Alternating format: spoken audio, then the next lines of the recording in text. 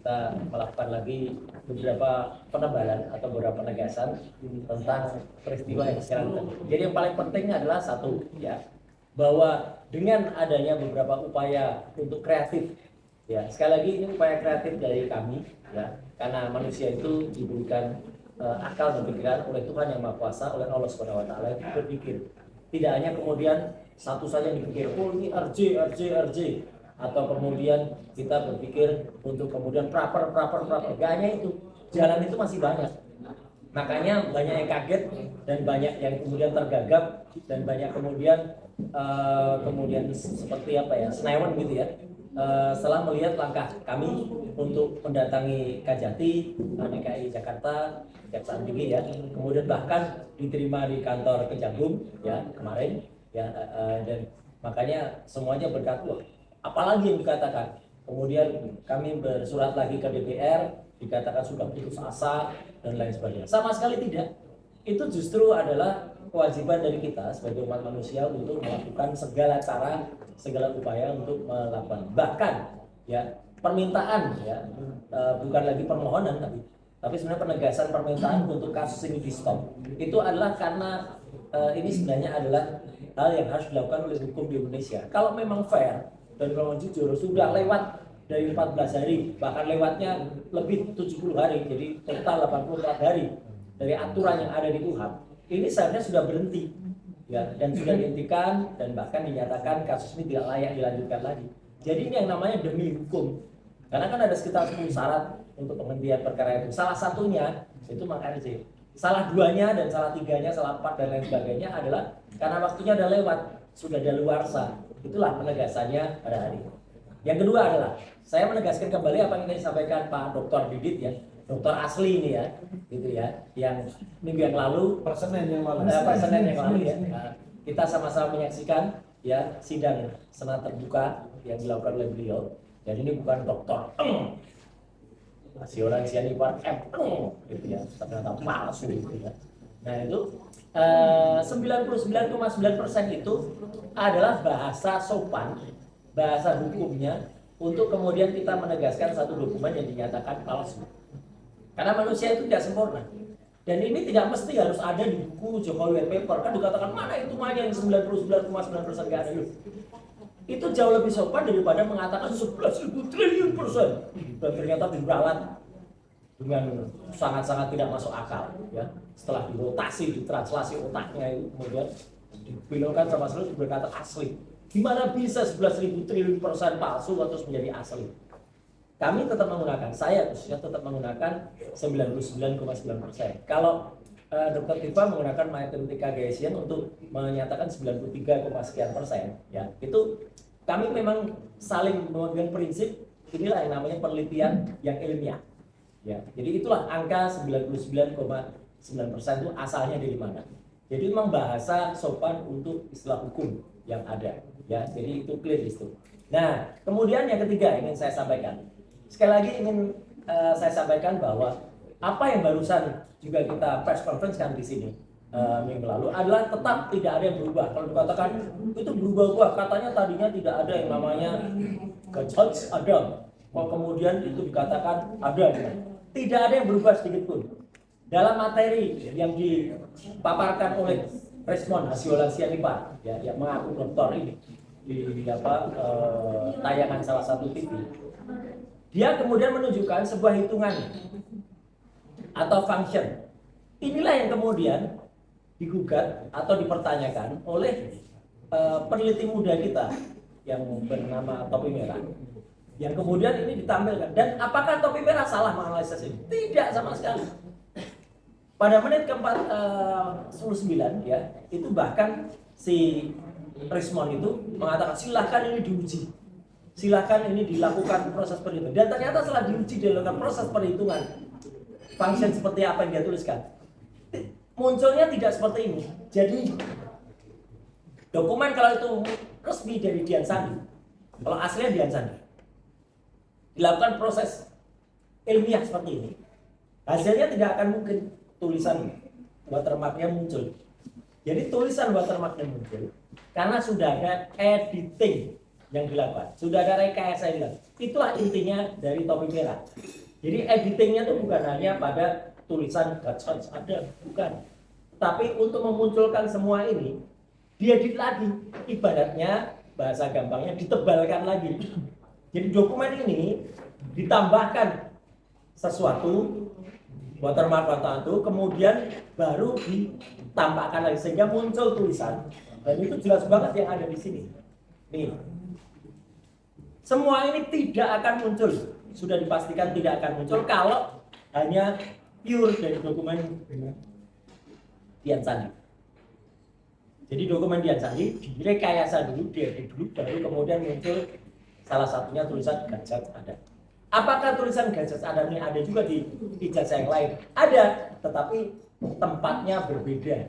Nah, itulah kuncinya. Karena tempatnya berbeda, maka kami juga mempertanyakan kepada pihak Universitas Gadjah Mada, mana aturan soal watermark security indexing? Harus ada, jangan kemudian dibuat bentuknya, ya. Kemudian dokumennya baru dibuat. Karena ini dokumen tahun 85, aturannya juga 85, jangan seperti si Andi Asuhan itu, ya. Yang kemudian si Andi Asuhan itu, ya, itu membuat atau mengambil ukuran tahun 2024, aturan tahun 2020 untuk menjelaskan peristiwa tahun 1985. Lah itu namanya kalau istilah Pak Al-Katiri, ya, ibunya lahir anaknya lahir lebih dulu dari ibunya, ya. Jadi ibunya belum lahir, anaknya sudah lahir. Jadi itu yang nggak bisa dilakukan. Kemudian penegasan lagi, saya secara pribadi telah juga menjadi saksi ketika penandatanganan surat kuasa atas nama beberapa lawyer, ya. Antara lain ada di sini ada Mas Gafur Sangazi, ya.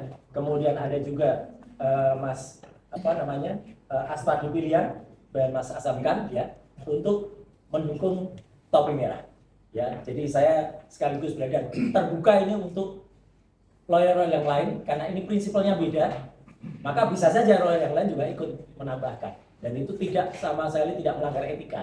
Yang melanggar etika itu yang lawyer tadinya di sini, kemudian tiba-tiba ada di sana, kemudian melawan yang ada di sini. Itu jelas pelanggaran etika. Itu kalau dia ngerti, itu jelas-jelas itu namanya pelanggaran etika. Ya. Yang keempat yang ingin saya sampaikan, beberapa mungkin teman-teman mempertanyakan, kok tiba-tiba saya sedikit, ya, mengulas soal ijazah, soal SMK. Kenapa? Bukan apa-apa, karena kebetulan minggu yang lalu saya diundang salah satu podcast dan saya cerita soal kebiasaan dan ngetonnya Jokowi. Dan di situ saya jelaskan dia melakukan tarian ritual ketika pada saat SMK. Makanya karena banyak sekali pertanyaan soal SMK, maka saya sampaikan lagi cerita panjang soal mobil SMK. Ya, kemana mobil SMK itu? Karena mobil SMK ini sebenarnya adalah cita-cita anak badan. Ini proyek dari Kementerian Pendidikan dan Kebudayaan, bukan proyeknya Jokowi. Jokowi itu hanya menumpang isu mobil SMK dan menggunakan mobil SMK ini untuk pencitraan dirinya masuk ke Jakarta.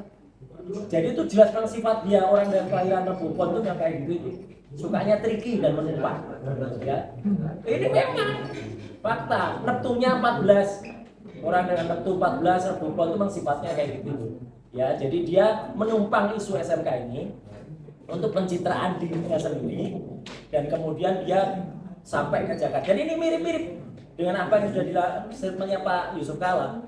Ya, jadi Pak Yusuf Kalla mengatakan itu yang membawa Jokowi ke Jakarta itu adalah saya, gitu. Pak Yusuf Kalla kan mengatakan sama, nggak ada SMK, nggak ada Jokowi juga, yang sampai ke Jakarta. Dan bahkan dia selama ini selalu disebut ikut dalam perjalanan SMK dari Solo ke Jakarta. Bohong, nggak ada Jokowi ikut mobil SMK. Jokowi itu naik pesawat ke Jakarta. Yang nyopir mobil SMK itu saya dan Pak Efik Rudi, ya, dalam mobil. Dan banyak cerita ada di podcast Roy Suryo Official, dan terima kasih Aina sudah mengambil itu sebagai tayangan. Dari Subono Point juga ngambil itu, ya. Kompas dulu, ya. Silakan diambil. Ya, silakan diambil itu sebagai karena panjang banget. Saya cerita soal mobil SMK ini sampai kepada kritikan masyarakat terhadap mobil SMK, ya. Jadi kenapa saya ungkap lagi, karena itu memang nggak mungkin dilepaskan dari sifat Jokowi yang menggunakan mobil SMK ini sebagai pencitraan pabrik pesona dan lain sebagainya. Mana ada itu nggak ada. Maka kalau itu disebut mobil goib ya memang jadinya memang goib ya mobil itu. Jadi itu yang saya tambahkan sampaikan. Jadi sekali lagi hari ini press conference ini adalah untuk menegaskan upaya kami adalah untuk tetap melakukan segala hal untuk dalam kasus hukum ini. Ya kalau dalam cerita itu saya juga menjelaskan soal ada hobi pemeliharaan yang nggak aneh yang dilakukan oleh Jokowi, termasuk memelihara kodok dan lain sebagainya. Ini ya itu ya tanyakan pada yang bersangkutan lah ya. Gitu. Orang tuh yang dipelihara tuh biasanya pantas-pantasnya tuh ya kucing, ya kuda, apa itu ya kodok. Aneh, ikan arowana masih mending ya. Itu mungkin karena dia memelihara banyak cebong, jadi itu makanya kodok yang dipelihara. Jadi memang parah ya. Gitu. Jadi ini fakta aja saya bilang gitu, nggak ada saya tutup-tutupi karena itu memang faktanya demikian. Jadi sekali lagi ijazah tetap kita katakan 99,9% palsu. Mobil SMK adalah palsu. Saya bilang mobil SMK itu mobil dalam negeri. Ini loh, mobil aslinya Cina ini, Chang'an diubah jadi SMK Bima. Ini Fudai diubah jadi SMK. Jadi ini memang sudah palsu dan goib. Maka kalau ada Mas Refli, kalau ada lucu-lucuan orang ada mobil kota pakai kayu disebut SMK ya memang mobil kayak gitu sekarang ya lah gitu ya. Dulu apakah Indonesia pernah punya ide itu? Ada dulu Morinda mobil rakyat Indonesia. Pak Harto aja sudah mewujudkan mobil nasional itu namanya Ican. Ican itu kerja sama Indonesia Jepang singkatannya ya. Dan Jun ada Sena, Pak Habibie loh ya asli. Pak Habibie dulu sudah ketika Menristek membuat mobil Maleo. Tapi SMK itu adalah memang mobil China yang sekarang ya pabriknya goib juga. Jadi sekali lagi kalau kemudian ada orang mengatakan wah itu kan apa yang dilakukan oleh Jokowi itu adalah sesuatu yang kemudian benar. Benar apa? Jadi kalau ada orang gambarkan Jokowi itu kayak orang kayak gini ya mungkin ya benar gitu ya.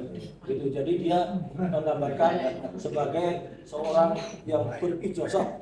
Wah ini. Ijazah palsu. Ya, ijazah tetap palsu. Ijazah palsu. Sekian, terima kasih. Assalamualaikum warahmatullahi wabarakatuh. Ya, kawan-kawan semua, bukan sekali lagi karena Mas Roy Dr. Tifa menyerah, bukan kami tidak memiliki bukti, tapi karena kami menghormati hukum. Dan sebagai penegak hukum, ya bagian dari penegakan hukum, advokat wajib ya untuk menjunjung tinggi hukum sekuat mungkin. Nah, hukumnya sudah dilanggar, tidak mungkin kita mengatakan bahwa terus sementara pelanggaran itu ketau elo-elo. Karena tadi dikatakan lex scripta, apa yang tertulis dalam pembinaan itulah yang harus diikuti. Saya menambahkan tentang hukum administrasi pemerintahan, kalau diskresi itu hanya boleh terhadap sesuatu yang tidak sewelo-welo di undang-undang. Kalau undang-undang mengatakan harus segera dilimpahkan dalam jangka waktu 14 hari, itu tidak ada tafsir lain. Tidak boleh lebih dari 14 hari. Bahkan sehari pun tidak boleh. Iya, skripnya di sini. Nah, karena itulah sekali lagi, kalau misalnya ada yang mengatakan hal-hal lain selain yang kami katakan, itu karena mereka nggak paham saja, nggak mengerti saja, atau sengaja menggoreng-gorengnya, seolah-olah Mas Roy dan Dr. Tifa menyerap dan memintanya. Makasih. Wassalamualaikum warahmatullahi wabarakatuh.